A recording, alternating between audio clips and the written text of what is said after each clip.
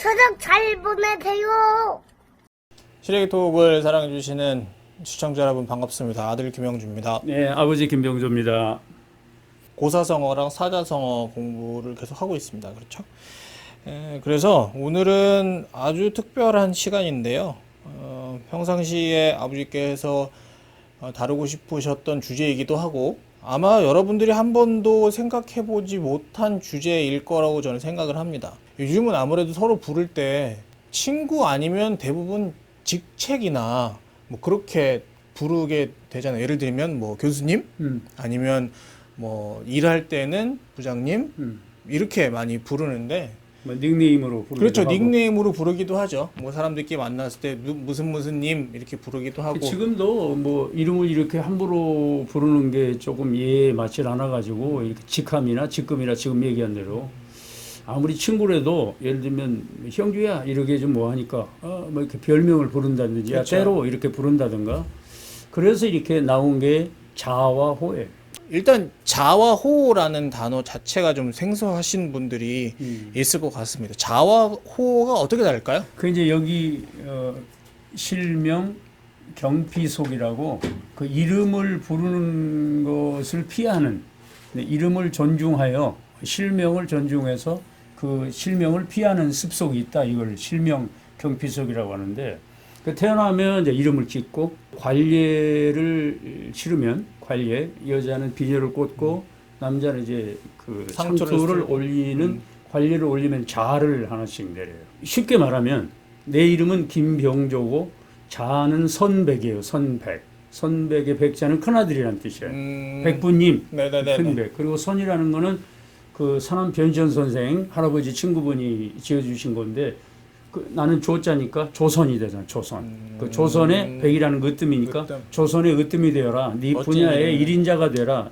하는 뜻으로 그러니까 긍정적인 예를 들면 영리한 친구 뭐 이런 예를 들면 뭐 총명한 아이 이런 식으로 자를 짓고 그 벼슬 깨 나가거나 사회활동을 하게 되면 이제 호를 이렇게 지게 되는 건데 그 네 가지 기준이 있는데 여기 이제 소처이호라고 자기가 살고 있는 곳 내가 지금 응봉인데 응봉은 우리 선산이잖아. 매봉제 선산이어서 조상의 을을 이어받고 새로운 전통을 이어간다 하는 뜻으로 관련 있는 장소로 호를 짓기도 하고 자기가 갖고 있는 뜻 이러이러한 뜻으로 살고 싶다 하는 뜻으로 짓고 또 자기가 처한 처지 지금 예를 들면 어디에 뭐 귀향과 있다 그럴 때 동계 정원 선생 같은 분은 고고자 이렇게 자기의 처지를 호로 삼기도 하고 자기가 좋아하는 물건 대나무를 좋아한다든지 난을 좋아한다든지 소나무를 좋아한다든지 이렇게 좋아하는 것으로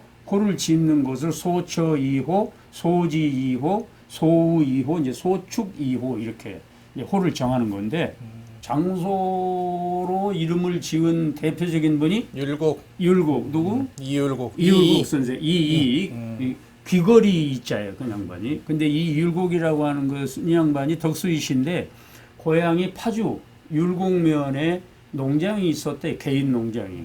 그래서 원래 이제 고향이 파주 율곡이셔서 율곡이 원래 이 양반의 고향을 강릉으로 생각을 하는데 오죽헌으로 아버지 이원수 선생의 고향이 율곡이어서 자기 고향 이름을 따서 율곡 한글로 하면 밤실이라는 뜻이에요.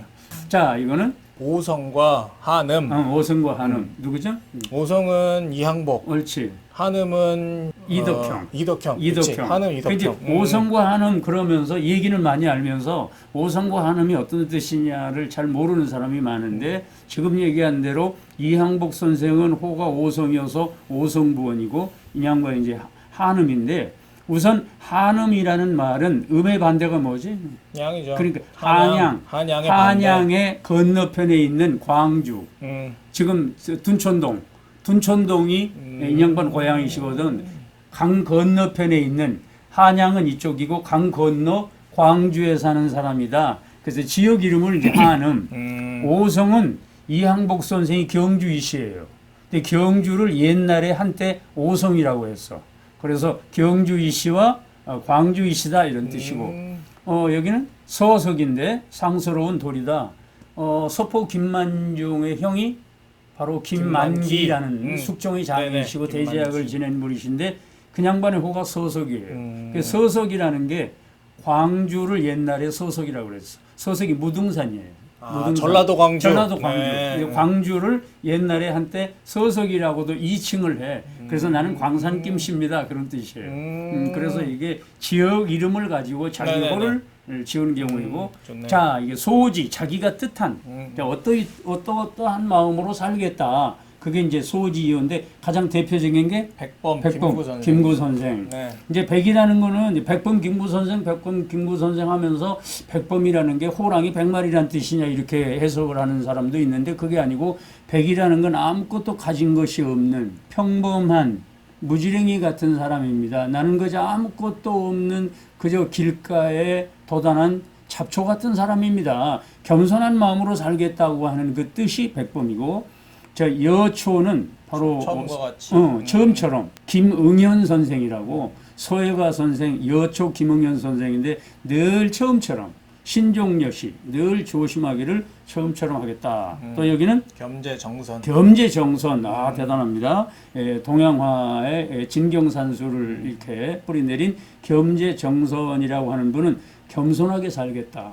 인생의 목표를 겸손해 두겠다. 이런 뜻이고, 자, 신독재. 신독재. 누구죠? 몰라요.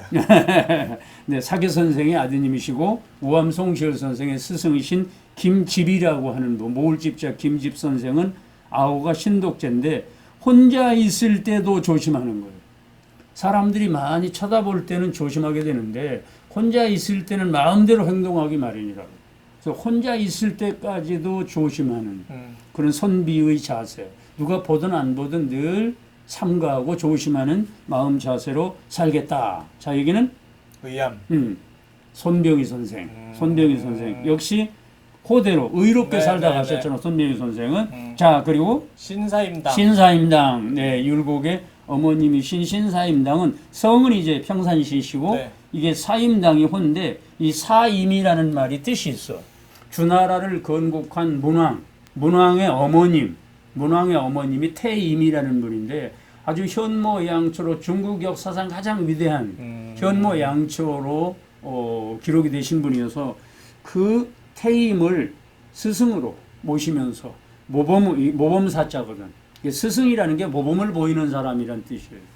태임을 모범으로 살겠습니다. 그런 뜻이고, 내가 이제 이 호를 통해서 지혜를 이렇게 생각해 보는 시간을 마련해야겠다고 한 게 바로 이 두 분 때문인데, 이 전필제라는 분이 계셔. 김종직 선생. 네. 그리고 정몽주 제자의 제자가 길제 선생이고, 길제 선생의 제자가 강호 김숙자라는 분이고, 김숙자의 아드님이 김종직이라는 분인데, 이 양반은 대학자고 대문장가인데 호가 전필제야. 이건 뭐냐? 뜻도 모르고 글을 읽는 사람입니다 라는 뜻이에요.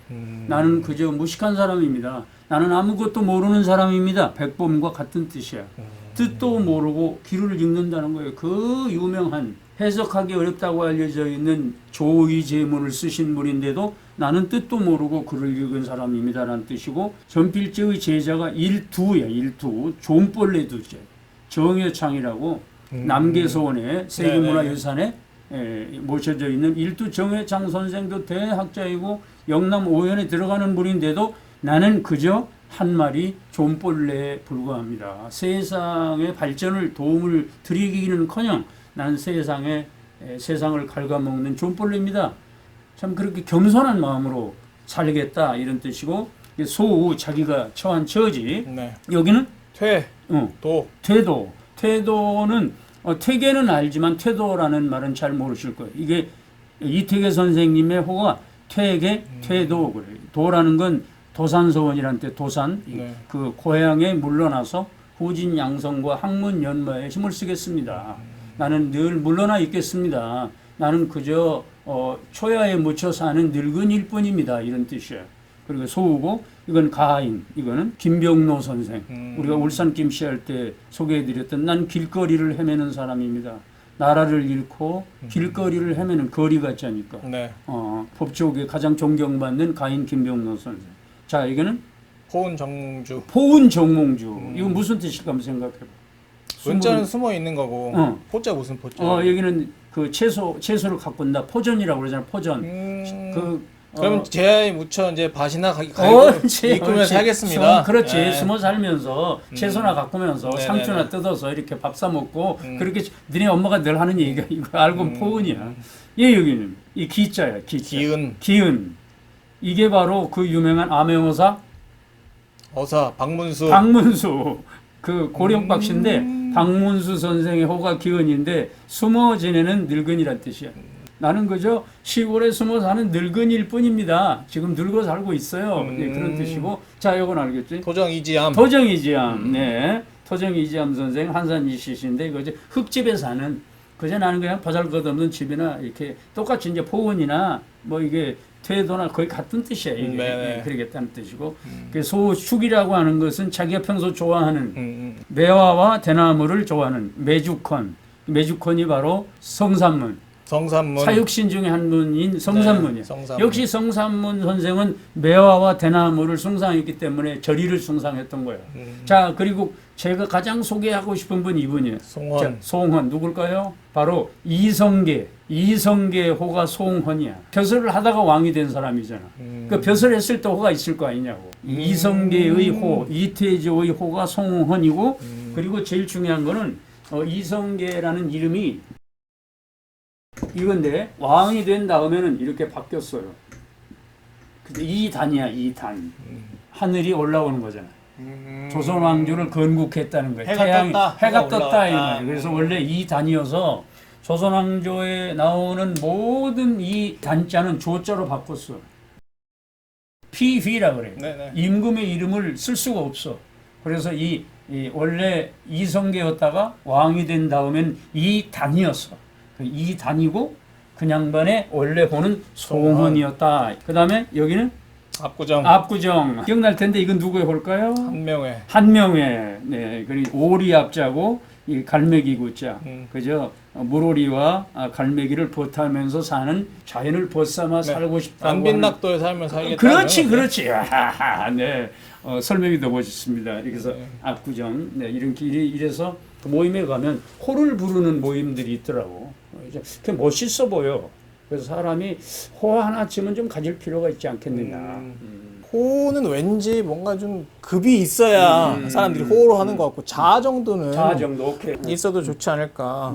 오늘은 이름 그리고 자 그리고 호 이렇게 세 가지 중에 오늘은 이 호에 대한 이야기를 나눠봤습니다. 의미도 있고 한 번쯤은 들어본 이름들이고 한자도 많이 알 수 있었고 옛 선조들이 우리에게 남겨주고 싶었던 추구하는 방식이라든지 아니면 뭐 선비정신 뭐 이런 것들을 배워볼 수 있는 아주 재미있는 시간이었던 것 같습니다. 당분간은 이 한자 공부 그리고 뭐 고사성어, 사자성어 공부를 좀 쭉 이어서 해볼 생각입니다. 다음 주엔 또 어떤 재밌는 한자 이야기를 하게 될지 기대하시라. 개봉박두.